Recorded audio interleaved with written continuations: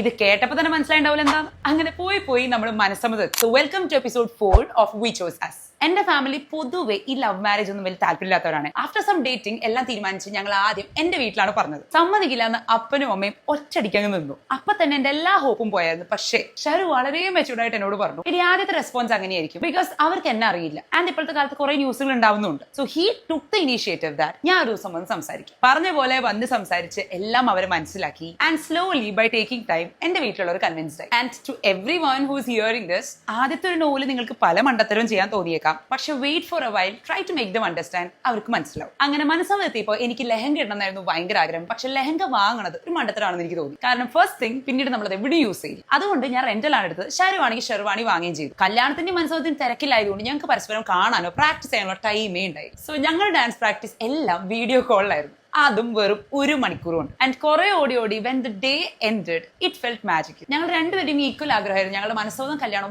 വേറെ ആരും എൻജോയ് ചെയ്തു ഇല്ലോന്നല്ല, ഞങ്ങൾ ഫുള്ളി എൻജോയ് ചെയ്തിരിക്കണം. ആ ഫുൾ ഡേ ഞങ്ങൾ എൻജോയ് ചെയ്തു. ഇനി അടുത്ത വീഡിയോ ആയിട്ട് നാളെ കാണാം. Till then bye bye.